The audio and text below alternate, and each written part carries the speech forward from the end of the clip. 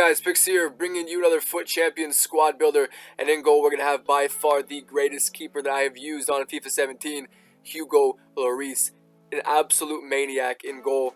He's just ridiculous. I'm going to show you guys a few clips here just to prove my point while I talk about him, because I don't even know if words can even describe how good this guy was. Diving and reflexes were off the charts. Absolutely ridiculous how fast he reacted to shots. One-on-ones, he was fantastic. Long shots, which are a lot of keepers' kryptonite on this game, he was fantastic. His positioning as well was ridiculous, and his handling.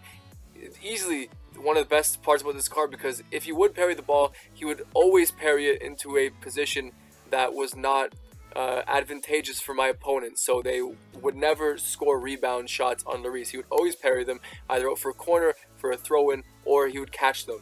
Ridiculous keeper, my favorite, and he's also very fast off his line. And then we have Yanga and Biwa and Bailly as the two center backs. Yanga and Biwa was great. He really surprised me. He held his own in this team of just fantastic players, and he himself was a fantastic center back. Then we have Bailly, who is just one of my favorite center backs on the game. An easy top 3 for me, and my favorite in the BPL. He absolutely trumps Smalling for me. He's so quick, so strong, and he's always where I need him. And he also scored me this goal, that absolutely aids goal that he scored me to win me one of the toughest games I had in this FUT Champions. He was ridiculous. He is simply amazing. Very few center backs on this game can compare to him as far as I've used. Fantastic player. And then the two fullbacks are going to be Nathaniel Klein and Tremolinas, who are both fantastic. Tremolinas did such a good job at the back. He's quick, good on the ball, great passing. So when you get down that wing, do not be afraid to cross it with him, and don't be afraid at all to involve him in the play or in the attacking play at all, because he's really great. Offers a nice option going forward. He just did a fantastic job, as well as Nathaniel Klein. Great in pretty much every aspect of the game, except for shooting, obviously. I mean, it's not bad, although I don't really shoot with my fullbacks whatsoever, so it's kind of irrelevant. But he's quick as hell, good on the ball, great passing, really nice physicality as well. He feels very strong, and I honestly rate him higher than I rate Kyle Walker. So to me, probably the best right back in the BPL. Such a good right back. Easily a top 3 for me on the entire game, as a matter of fact. And then the 3 center mids are going to be Gundogan, Yaya Toure, and Tolisso. What a midfield this was. Tolisso did such a fantastic job. Managed to score me goals, get me assists. He wins the ball back very well, and he loses very few 50-50s in the air as well. He's fantastic in the air. He's great jumping, which is very important for any center mid. It's such a great bonus to have on a central midfielder. He's just good in every aspect of the game. He's a very good goal threat. I looked at his in-game stats. He has like something like 73 finishing or something, which is very good for a player of his stature, and just his well-rounded nature to have finishing as well, and the ability to put a ball away. It's very important. And his passing definitely felt very underrated. In-game, extremely good passing at times. He was playing some amazing through balls. Did an amazing job overall. Yaya Toure, he's just fantastic. I mean, EA did butcher his card a bit with the defending downgrade, so he doesn't look quite as good as he once did, but he still has the shooting. His shot is quite good. Didn't really score any long shots with him. Did get pretty unlucky with those, but his through balls as well. His long passing was fantastic. He holds up play extremely well, and despite the defending downgrade, he was winning balls in the midfield and breaking up play like the best of them. He was fantastic, and he's just a complete boss in the midfield overall. I love Yaya Toure. And Gundogan as well, fantastic center mid, does a really good job to just create chances. Passing was some of the best I've used on the game. Dribbling was fantastic. He has a really nice touch on him, and as you see right here, the playmaking abilities with showing the bit of dribbling that he has and a bit of strength to hold off the challenge, and just puts it on a plate for our striker to score the goal there. And he also has some decent defending to him as well, so he can break up play here and there, make some tackles, and sort of contribute to the defensive side of things as well. But he ultimately does shine with his playmaking abilities, and he did a great job. And also, not to mention his positioning, he stayed exactly where I wanted him to stay at all the time. He never came forward to the point where he was overlapping our strikers, which I like. I like for my midfielders to stay in the midfield, and he did that very well. And then we have Lanzini at the center attacking mid spot. You could go for Pereira if you don't like Lanzini, but I see no reason for you to replace Lanzini in this squad, because he was a little magician. He has that Messi quality to him, where he's a short, small little Argentinian who's nippy and has awesome dribbling, a great playmaker, and surprisingly really good shooting. He was fantastic. I loved my time using Lanzini. easily one of the best like cheaper cards I've used on this entire game. He's very quick, surprisingly very quick. I mean, 82 pace isn't bad, but I looked at his in-game stats and he doesn't have the best of sprint speed, but he accelerates very quickly, and that's what I noticed in game. His acceleration was great, so overlapping those strikers and latching onto those through balls, he did that very well. He's kind of weak, but he does make up for it with his agility and balance and ball control. He holds onto the ball very well, and his link-up play, as you just saw right there. Well, that's one of my favorite goals I've scored in this game. I mean, the one-time passing, then that back heel flick, and then just he gets played so perfectly, and then the perfect finish as well. I just loved my time with this team, and Lanzini was no exception. He was just incredible fun to use.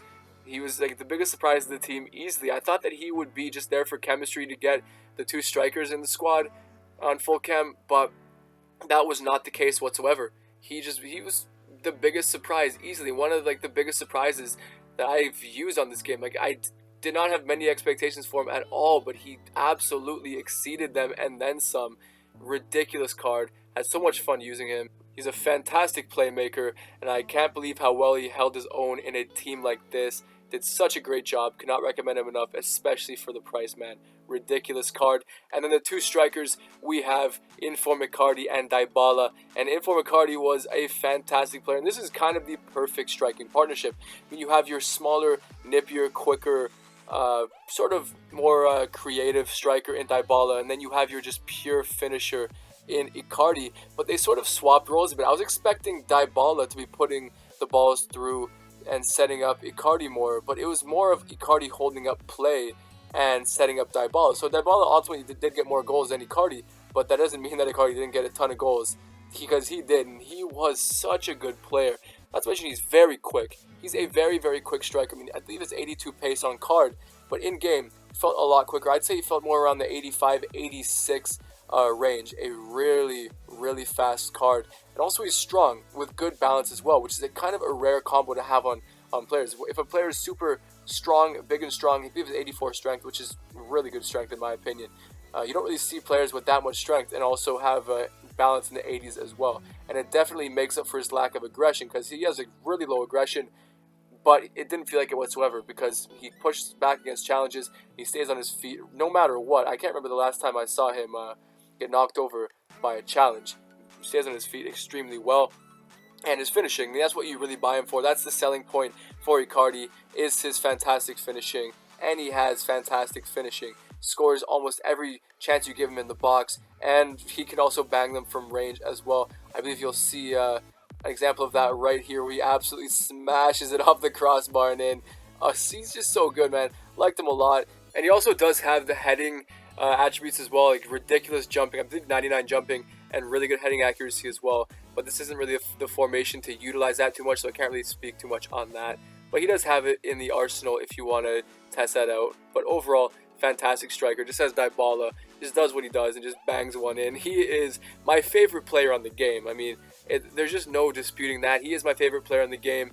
And when I saw the opportunity to stick him in this FUT Champions squad, I jumped on that and just took complete advantage of it and just loved my time with this team. Overall, I can actually say this is the best FUT Champions squad I've used so far, especially when you consider that I started off in this FUT Champions run with a completely different team on a 5-game losing streak with that team, and then got this team and ended up winning about 21 games and still had, I believe, 4 or 5 left over. So if I was playing with this team the entire run, I am confident I would have got Gold 1 again, possibly even Elite, because this squad played so well for me. There was not a single game, aside from one maybe, where I convincingly lost, or where I said to myself, you know what, I was completely outplayed there, and I deserved that, because if one thing, or like 1 or 2 moments changed in those games, they could have easily went my way instead of my opponent's. I felt that way with almost every single game, and just look at that goal that I just scored. Holy shit, that's one of the best goals I've ever scored in FIFA. There's something about the goal, the flick over the head, and then the one-time volley from Dybala that I absolutely love there. But anyway, this team, it's ridiculous. Absolutely worth the coins. Cost me around 300k when I bought it, I think, and I did lose quite a bit of coins on it after FUT Champions. I keep losing coins on my FUT Champions squads. I got to be more smart with when I end up picking up the players, or else I'm going to keep losing coins. And I'm never going to gain coins, because I do win the coins back with the FUT Champions rewards. But if that's the case, I'm just going to keep losing coins and then gaining them back. I'm never going to actually go up in coins, if you know what I mean. But Having said that, it's worth it because this team was a joy to use.